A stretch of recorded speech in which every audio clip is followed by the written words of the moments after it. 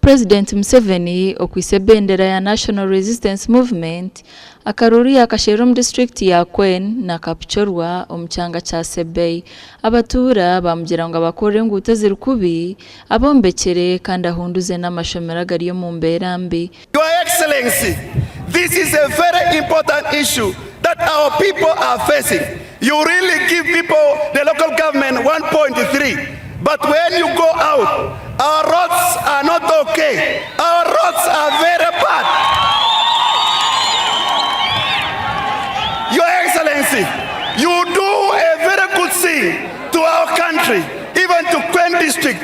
You really provide everything. But through only our people, they do not make a satisfying work to our people in the local area.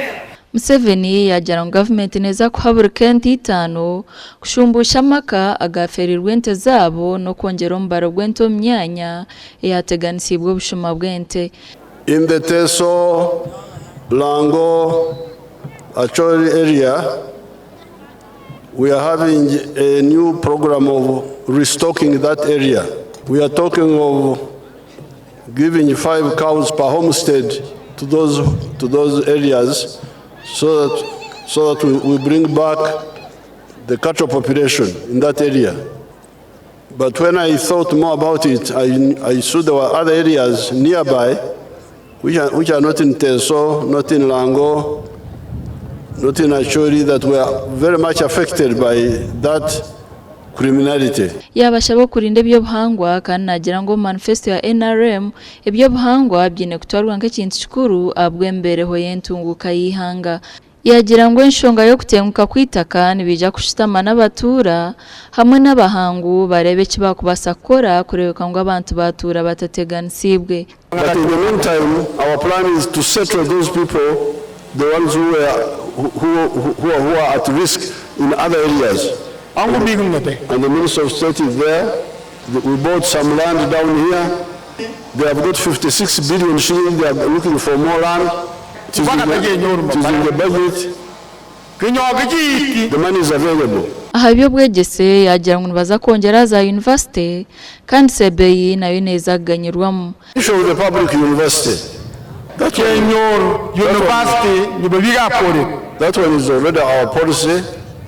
We took the old independence districts and declared them zones of development. And we said we are going to have one public university per zone. RDC yajango harabebembezi abarukurwanisa enkora yo kurwanisa obworo mu maka ya parish development model kandi sente zimwe zikabuzamisho.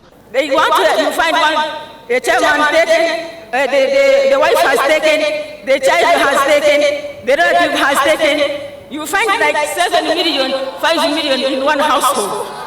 I have evidence. I have evidence, Your Excellency. I have so far recovered 35 million from the people who stole the money. President Museveni yagira ngo enshonga y'obushoma kuzikiriye kizibo mu Uganda bitunu bija kuchirondera ombazi. Manda. The truth, Manda. So we are going to get Manda through auditing. President Museveni yenchakare naija kushera Karom district ya Palisa hamwe ne ya Butebo. Ndi Anita Tukunda.